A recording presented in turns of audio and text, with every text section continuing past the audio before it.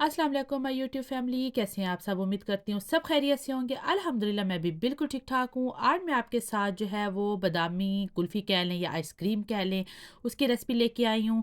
ये बहुत ही ज़बरदस्त बनती है। आजकल तो गर्मियाँ हैं, तो गर्मियों में तो रोज़ ही दिल करता है कि ना हम आइसक्रीम खाएं। तो चलें आज हम इसको घर में बनाते हैं और ज़बरदस्त सी आइसक्रीम इंजॉय करते हैं। सबसे पहले आपने जो है वो एक पैन या पॉट ले लेना है, जिसके अंदर मैंने डाला है हाफ़ केजी दूध। उसके बाद जो है वो इसके अंदर मैं डाल रही हूँ हाफ़ टी स्पून इलायची पाउडर। अगर आपके पास पाउडर नहीं है तो आप 3 से 4 इलायचियाँ डाल लें और बाद में उसको जो है वो जब कुल्फ़ी बनाने के लिए रखेंगे ना तो तब आप निकाल लीजिएगा। इसको अब हम जो है वो बॉयल करने के लिए रख देते हैं। तो यहाँ पे जो है वो मैंने आधा कप और दूध ले लिया है और इसके अंदर जो है वो हम डाल रहे हैं 3 टेबलस्पून कॉर्नफ्लोर। अच्छा, कॉर्नफ्लोर डालने का मकसद ये होता है कि इससे जो है वो आइसक्रीम में थोड़ी-सी सॉफ्टनेस आ जाती है, बर्फ़ नहीं जमती। जैसे ना क्रिस्टल से बन जाते हैं ना कोई भी चीज़ हम फ्रीज़र में रखते हैं, तो उसमें बर्फ़ वाला जो है टेस्ट आता है, तो इससे वो नहीं आएगा, आइसक्रीम सॉफ्ट ही रहेगी। तो जब तक दूध में बॉयल आता है तो यहाँ पे जो है वो हम दूसरा स्टेप कर लेते हैं। एक आपने पैन ले लेना है, दम वाली बिल्कुल आग होनी चाहिए जैसे मैंने भी आपको दिखाया है। और इसमें जो है वो हम हाफ कप जो है वो शुगर डालेंगे और इसको अभी कोई नहीं हिलाना जब तक ये थोड़ी सी मेल्ट होना शुरू ना हो जाए।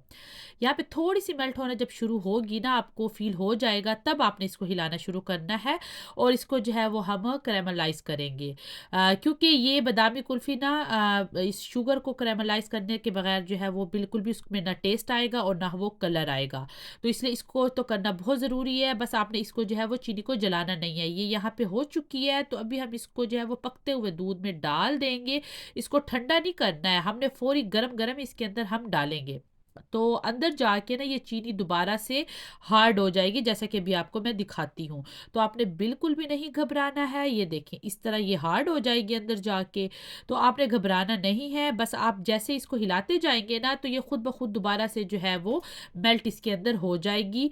तो अभी जो है वो अब हम इसको पकने के लिए रख देंगे। तो यहाँ पे इसको पकते हुए जो है वो 10 से 12 मिनट हो चुके थे। अब हमने इसके अंदर डालना है हाफ कप ड्राई मिल्क। इससे जो है वो बहुत ज़्यादा थिक टेक्सचर जो है वो आपका बनेगा और टेस्ट भी बहुत अच्छा होगा।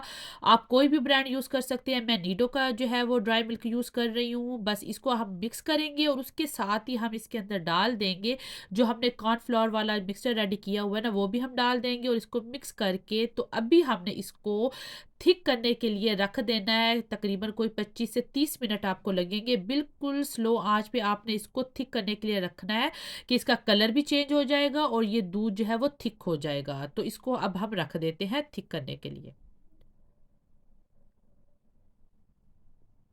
यहाँ पे देखिए कि हमारा दूध कैसे थिक हो चुका है। तो बस अब हम इसको ठंडा करेंगे और फिर अगला जो है वो हम स्टेप करेंगे। पहले हम इसको ठंडा होने के लिए रखते हैं। तो यहाँ पे दूध जो है वो ठंडा हो गया था, तो मैंने उसको जो है वो एक बाउल में डाल दिया। देखें ये कितना थिक हो चुका है ठंडा होने के बाद। अभी हमने इसको ज़रा ना सॉफ्ट करना है। आपके पास अगर इलेक्ट्रिक बीटर नहीं है तो आप जो है वो फोक की मदद से भी कर सकते हैं। बस हमारा जो है वो मकसद ये है कि इसको हम सॉफ्ट कर लें। और उसके बाद अब हम इसके अंदर हम डालेंगे डबल क्रीम। वो इसके अंदर जो है वो मैं हाफ कप के बराबर डाल रही हूँ और इसको हम दोबारा बीट करेंगे और इसका ज़रा जो टेक्सचर है ना वो थोड़ा-सा थिक भी हो जाएगा और क्रीमी-क्रीमी भी हो जाएगा। तो अभी आप ये देखें। उसके बाद जो है वो अब आपने ले लेना है कोई भी जो है वो मोल्ड, मतलब आप जो है वो किसी भी चीज़ में इसको जमा सकते हैं। मैंने जो है वो ये वाला ले लिया है। आप चाहें तो कोई प्लास्टिक का जिसके ऊपर कवर हो, मतलब एयर टाइट जो बॉक्सेस होते हैं वो ले लें। और सबसे पहले मैं थोड़े से जो है वो बादाम क्रश करके डाल रही हूँ, क्योंकि ये बादामी आइसक्रीम है तो बादाम के बगैर तो इसका टेस्ट ही नहीं आएगा। उसके ऊपर मैंने इसका जो है वो मिक्सचर डाल दिया है थोड़ा-सा। ये देखिए माशाल्लाह से जो है वो इतना थिक उसका मिक्सचर है। इसके बाद हम दोबारा से थोड़े से और बादाम डाल देंगे दरमियान में और उसके बाद जो है वो दोबारा से हम इस मिक्सचर को डालेंगे। तो बस हम तय लगाते जाएँगे इस तरह और उसके बाद हम इसको रख देंगे फ्रीज़र में। और अगर आप चाहें तो इसको जो है वो 7 से 8 घंटे के लिए भी रख सकते हैं और ओवरनाइट के लिए भी रख सकते हैं। मैं ओवरनाइट रखूँगी ताकि अच्छी तरह से जो है वो ये हमारी आइसक्रीम जो है वो जम जाए। तो बस ये देखिए यहाँ पे ये रेडी हो चुकी है। अब मैं, क्योंकि इसके ऊपर कोई ढक्कन नहीं है, तो मैं जो है बटर पेपर की जो है वो एक तह ऊपर लगा लूँगी, क्योंकि ऊपर बर्फ़ नहीं आनी चाहिए। क्योंकि जब हम फ्रीज़र में इसको ऐसे रख देंगे तो ऊपर बर्फ़ आ जाएगी, तो फिर जो है वो कोई फ़ायदा नहीं है। अगर आपके पास एयर टाइट कोई बॉक्स है तो आप उसमें भी कर सकते हैं, फिर आपको ये स्टेप करने की ज़रूरत नहीं है।